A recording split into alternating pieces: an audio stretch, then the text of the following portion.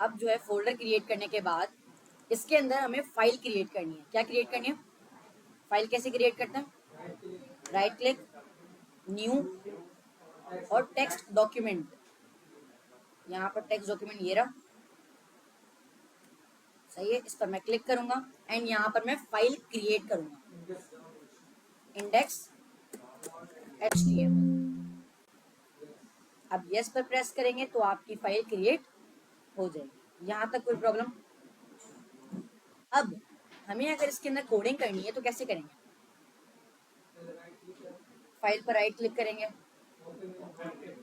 Open with notepad.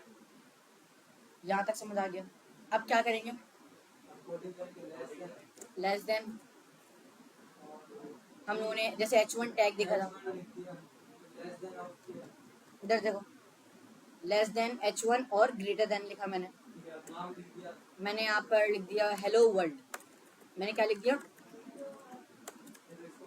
अब इसको close कर देंगे, बिल्कुल सही। कोई भी जब हम टैग बना रहे होते हैं तो उसकी दो चीजें होती हैं, एक होता है ओपनिंग टैग और दूसरी चीज क्या होती है? Closing tag. क्लोजिंग टैग हमारे पास क्या होता है? जो बंद हो रहा होता है। कैसे बंद होता है? वो होता है स्लैश से बंद। ये दिख रहा है, ये स्लैश है ना, ये स्लैश से क्लोज हो रहा है, ये क्लोजिंग टैग। ये क्या है? उसी तरीके से ओपनिंग टैग होता है, कौन सा होता है? ओपनिंग टैग यहाँ पर H1 इस तरीके से होगा, ओपनिंग टैग, क्लोजिंग टैग, सही है। अब ओपनिंग टैग क्लोजिंग टैग बनाने के बाद हम लोगों ने आज की क्लास के अंदर देखना है HTML स्ट्रक्चर। क्या देखना है? HTML स्ट्रक्चर देखना है कि HTML का स्ट्रक्चर किस तरीके से होता है और उसके अंदर कैसे काम करते हैं। सबसे पहले मैं यहाँ पर बनाऊंगा HTML टैग। बना लिया मैंने। HTML टैग के बाद HTML टैग के अंदर हम बनाते हैं हेड टैग। कौन से टैग बनाते हैं? सही है। HTML बनाया, उसके बाद क्या बनाया? हेड बनाया। उसके बाद बनाएंगे बॉडी टैग। कौन सा टैग बनाएंगे? उसके बाद बनाएंगे, उसके अंदर नहीं बनाएंगे। ये देख रहे हैं आप लोग, इस तरीके का आप लोगों का स्ट्रक्चर होगा।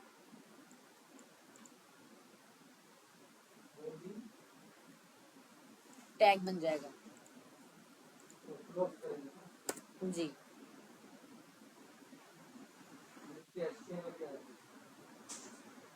जी वो क्लोज हो रहा है ना, इस वजह से।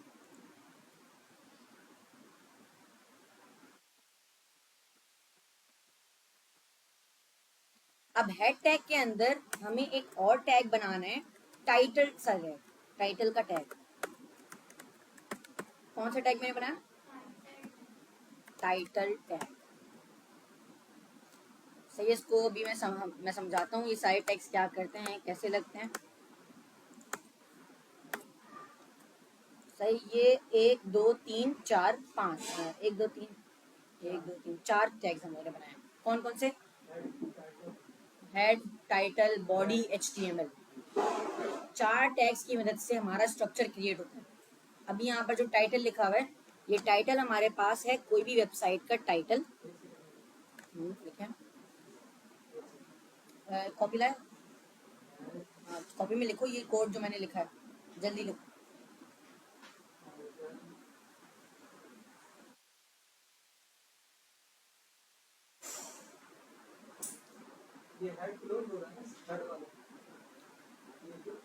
जी बोले।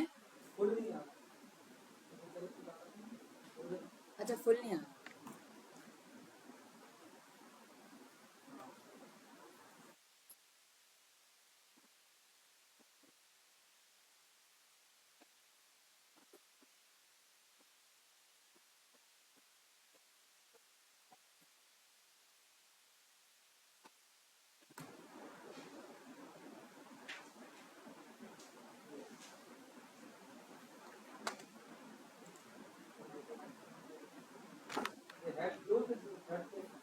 जी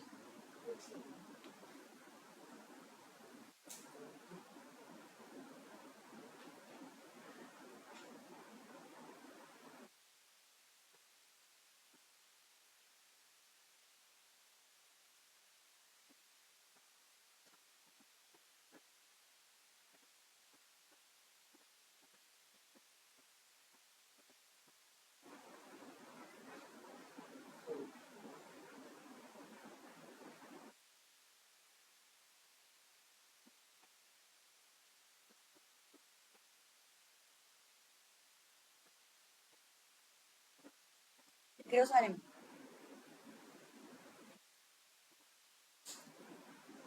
अभी हमारे पास इसके बाद जो है हम देखते हैं कि कैसे इसके अंदर हम टैग्स लिखते हैं। ये तो समझ आ गया, ये स्ट्रक्चर है। क्या है स्ट्रक्चर? का मतलब ये कि जब भी आप HTML की वेबसाइट बनाओगे ये कोड सबसे पहले लिखोगे। सही है? यानी अगर मुझे कोई भी वेबसाइट क्रिएट करनी है तो मैं ये स्ट्रक्चर लिखूंगा, एंड बॉडी टैग। और ये आप लोगों को याद भी करना है, याद बेसिक इस तरीके से कि आप लोगों को समझ आ जाए कि इसके बाद ये लगता है, इसको इस तरीके से लगाते हैं। सही है? क्योंकि जब भी हम स्ट्रक्चर बना रहे होते हैं या कोई भी फाइल बना रहे होते हैं या कोई भी कोडिंग करने जा रहे होते हैं तो ये कोड HTML में लगता है, उसी के बाद हम कोडिंग करते हैं। इसके अंदर दो चीजें, टाइटल और बॉडी। अगर एक वेबसाइट की मैं बात करूं, जैसे मैं बात करता हूं दराज वेबसाइट। सही है? अब इस दराज की वेबसाइट के अंदर आप टॉप में देख सकते हैं ये चीज लिखी हुई आ रही है, इसे हम कहते हैं टाइटल। क्या कहते हैं इसे? सारे में से क्या कहते हैं? टाइटल कहते हैं। अगर मैं अपनी वेबसाइट के अंदर लिखता हूं काशान अदनान या आगाज टेक, क्लियर है? अब क्या करेंगे?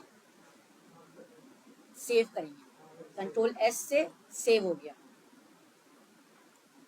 अब इसका आउटपुट ओपन करने के लिए डबल क्लिक करेंगे फाइल पे, तो आगाज टेक लिखा हुआ आगे देखना। अरे यहाँ पर लिखा हुआ आ गया आगाज टेक। कैसे लिखा हुआ आया? क्योंकि मैंने टाइटल के अंदर आगाज टेक लिखा था। अगर मैं टाइटल के अंदर सारे में लिखूं, सही है, फिर सेव कर दूं, क्या करूं? फिर आउटपुट में जाऊं और क्या करूंगा? अब Ctrl+R रिफ्रेश। सेव तो कर लिया ना, अब रिफ्रेश करेंगे। अब देखें ऊपर सारे में लिखा हुआ है, ये रहा ऊपर सारे में लिखा हुआ है। ये होता है टाइटल। यानी जब भी हम वेबसाइट क्रिएट कर रहे होते हैं तो ये टाइटल हम लिखते हैं ताकि हमारी वेबसाइट समझ लें। अगर कोई दूसरी टैब में, जैसे मैं अभी ये बुक के अंदर हूँ, मुझे सारिम वाली वेबसाइट ओपन करी तो मुझे दिख गया यहाँ पर नाम, मैं इस पर क्लिक करके उसको ऑन कर सकता हूँ। इस तरीके से हम टाइटल्स लिखते हैं। अभी मैं टाइटल लिखूंगा फर्स्ट HTML वेबसाइट। क्लियर? मैं इसको करता हूँ सेव, एंड यहाँ पर मैं रिफ्रेश करूंगा तो आप लोगों को ये दिख जाएगा। सही, यहाँ तक कोई मसला? अब इस टाइटल के बाद हमारे पास कौन सा टैग है? Body tag. कौन सा टैग है? बॉडी टैग यूज होता है कोई भी एलिमेंट को लिखने के लिए। अभी ये था टाइटल, एंड ये जो व्हाइट स्पेस दिख रहा है ना आप लोगों को, ये बॉडी। ठीक है?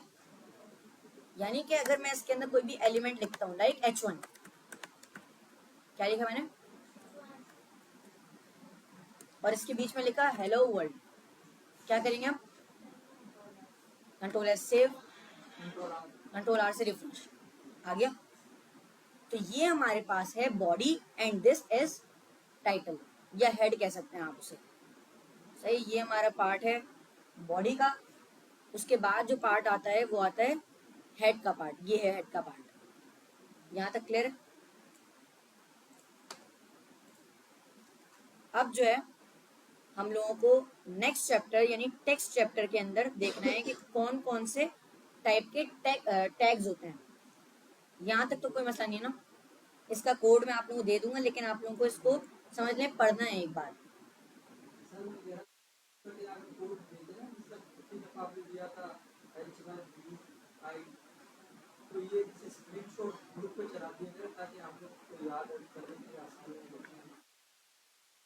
चलें, वैसे मैंने कोड दिया हुआ था गिटहब में, दिया था, दिखा रहा ग्रुप में ऐड नहीं है। 2 मिनट, ये रहा।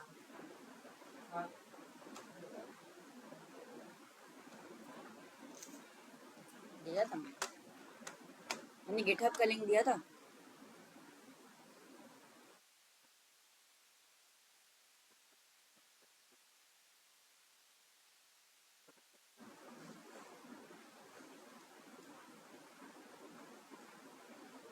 नहीं दिया था।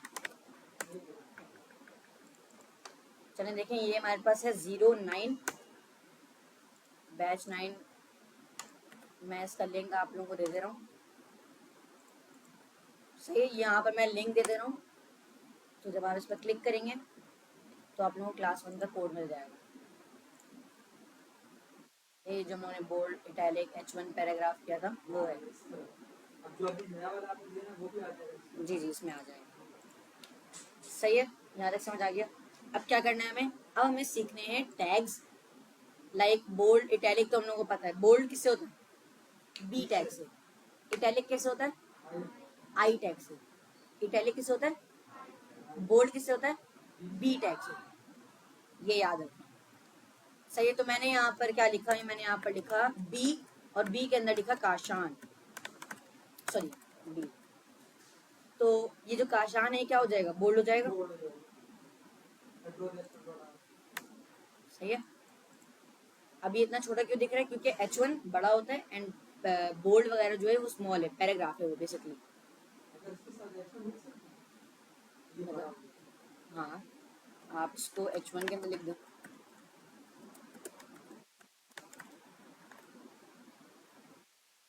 लेकिन फायदा नहीं है ना, बोल्ड तो वैसे भी H1 होता है, लेकिन इस इटैलिक के लिए यूज कर सकते हैं। आपने H1 को इटैलिक कर दिया, सही है, H1 लगाया, उसके अंदर इटैलिक टैग लिख दिया। इसी तरीके से आप यू टैग भी यूज कर सकते हैं। कौन सा टैग है? यू लिखते नहीं है वैसे, हम लिखते हैं, यहाँ पर लिखा हुआ आएगा, बता दे रहा हूँ।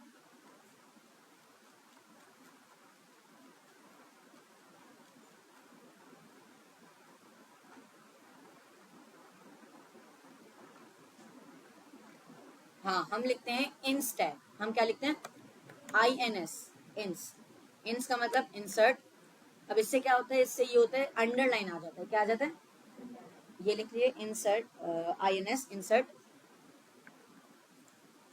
INS की फुल फॉर्म है इंसर्ट, एंड यहाँ पर इस क्या कर रही है?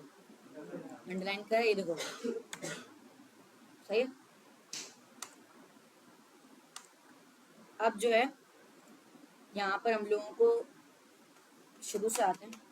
ये तो मैं एक चीज बता रहा था कि कैसे करना है, लेकिन अभी हम लोगों ने ये देख लिया कि कैसे बोल्ड करते हैं, इटैलिक करते हैं और अंडरलाइन करते हैं। अंडरलाइन करने के ना दो तरीके हैं। एक है यू टैग से कर सकते हैं आप। यू टैग से भी सेम काम होगा। सही है, अगर मैं यहाँ पर लिखता हूँ यू और इसको सेव करता हूँ, अंडरलाइन हो रहा है उससे भी।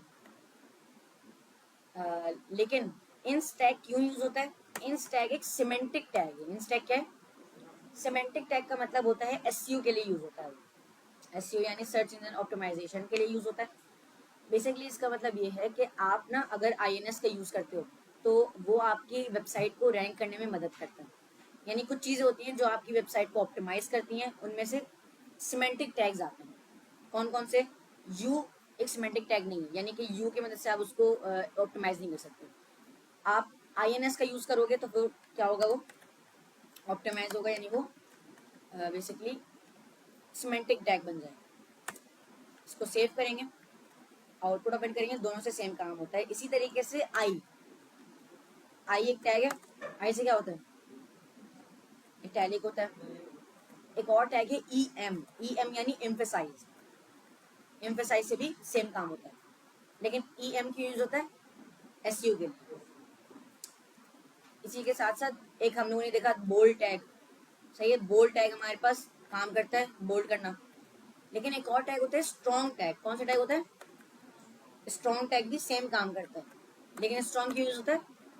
SEO के लिए। सही है, यानी कि अगर आपको अपनी वेबसाइट को ऑप्टिमाइज्ड बनाना है, यानी अच्छा बनाना है, तो आप यूज करोगे इन सारे टैग्स का, एस स्ट्रॉन्ग, EM, INS, इस टाइप्स के टैग का यूज करोगे। वरना वो सारी वेबसाइट, आपकी वेबसाइट को समझ लें, अगर मैं लगा के दिखाता हूँ यहाँ पर शो होगा कि नहीं वो देख लेते हैं।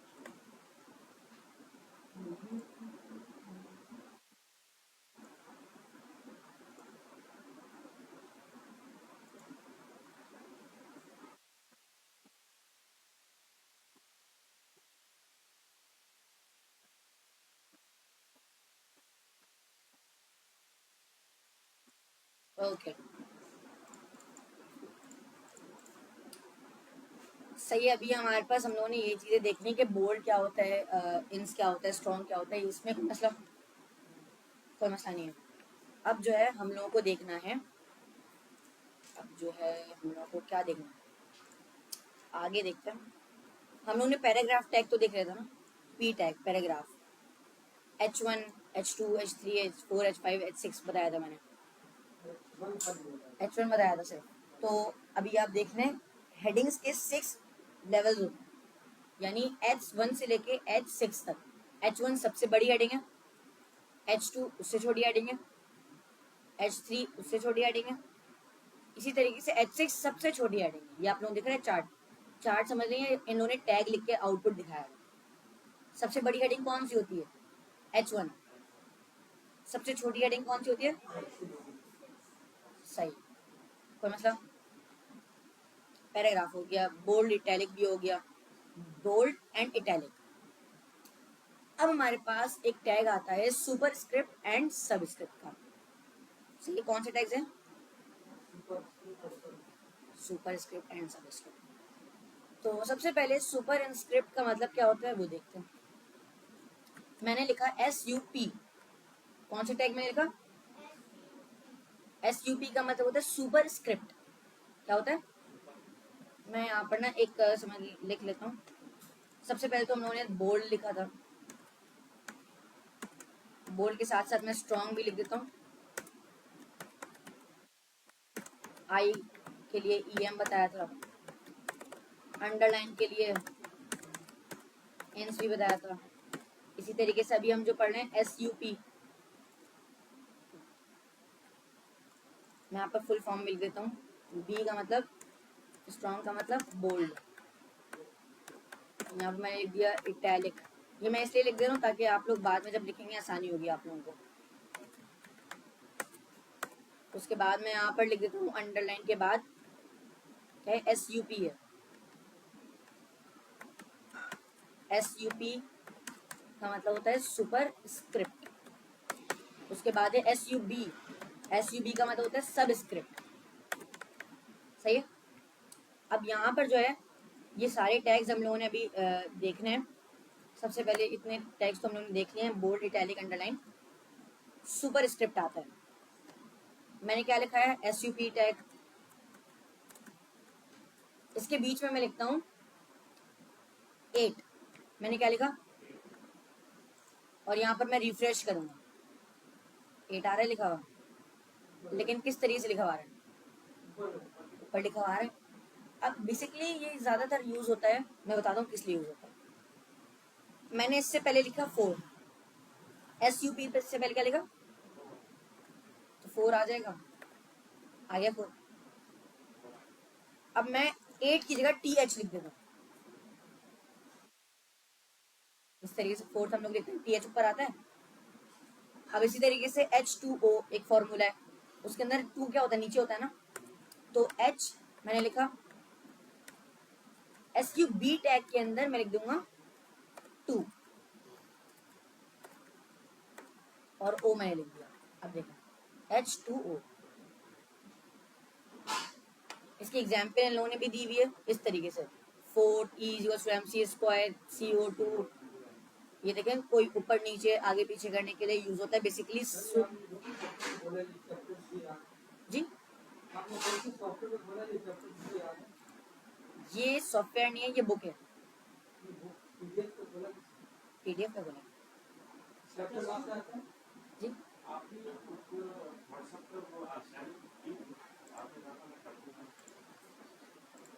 याद दिला दिया गया।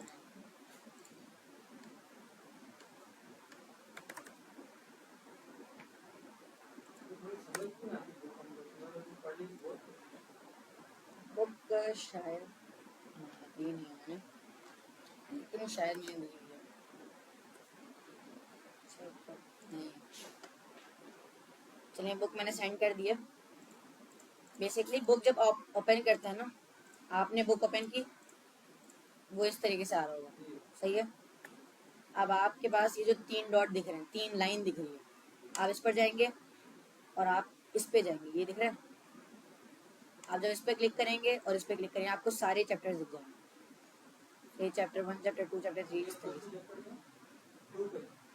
हाँ अभी हम चैप्टर 2 में सही। तो चैप्टर 2 हम लोगों ने देख लिया, bold, italic, underline, headings, paragraph.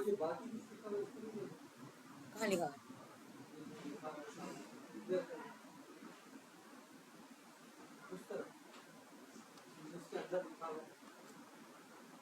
किधर?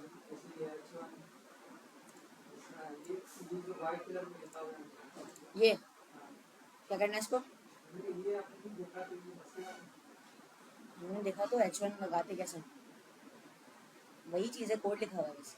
हम लोगों ने H1 लगाना देखा, उसी तरह से मैंने बता दिया बस H2, H3, H4 क्या होता है। आप लोग भी प्रैक्टिस करेंगे तो आप लोगों को समझ आ जाएगा, सही है। क्योंकि ये सारी सेम चीज़ें ना, इस वजह से मैंने आप लोगों को बस एक ही बताया।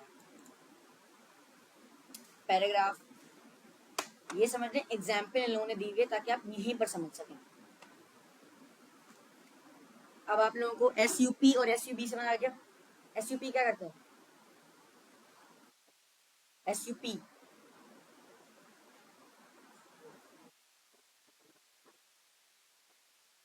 क्या करता है?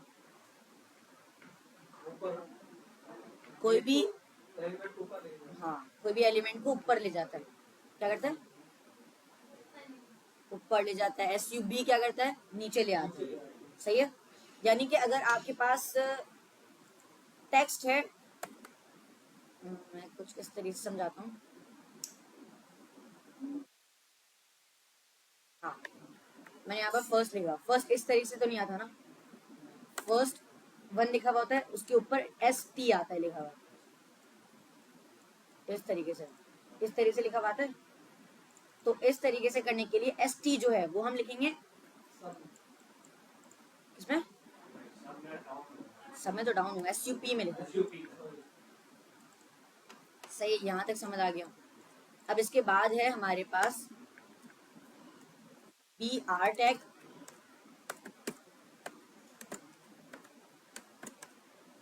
जिसको हम कहते हैं ब्रेक लाइन।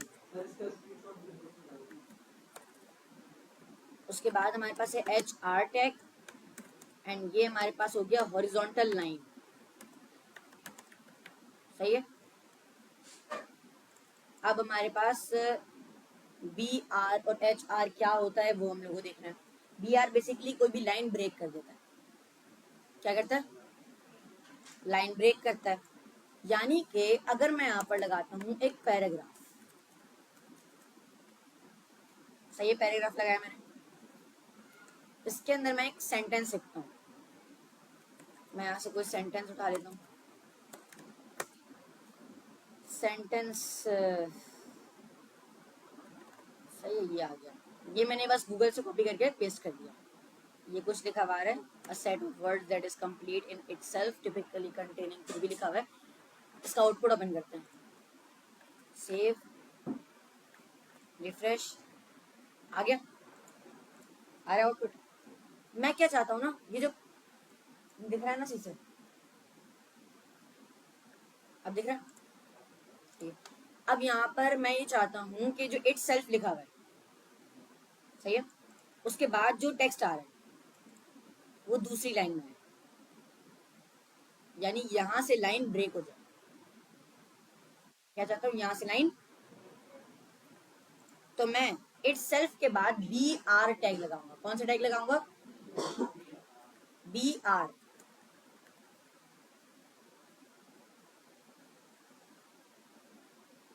इट सेल्फ के बाद नीचे आ गया टेक्स्ट, इट सेल्फ के बाद नीचे आ गया। अब मैं चाहता हूँ प्रीडिकेट जो लिखा हुआ है उसके बाद नीचे आ जाए, तो मैं यहाँ पर प्रीडिकेट के बाद BR टैग लगाऊंगा। कैसे लगा रहा हूँ वो देखिए, मैंने यहाँ पर BR लिखा और उसको स्लैश के साथ यहीं पर क्लोज कर दिया, इसका क्लोजिंग टैग नहीं बनाया मैंने।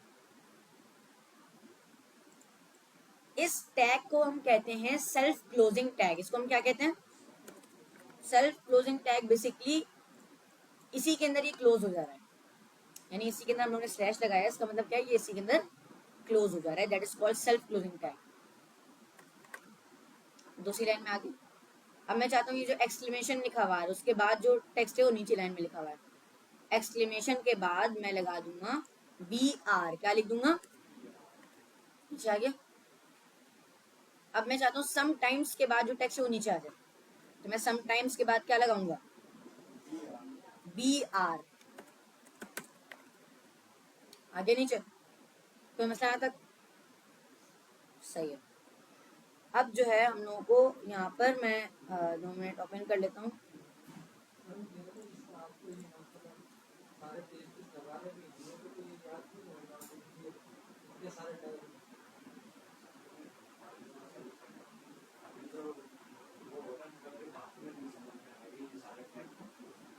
ये कहीं लिखे हो तो इनको देख देख के अप्लाई करना, कभी मैं आपको कहूँ उसका स्क्रीनशॉट डाल दूँ,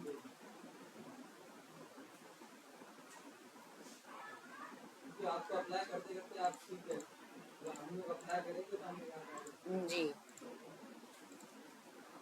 काफी सारी चीजें उसमें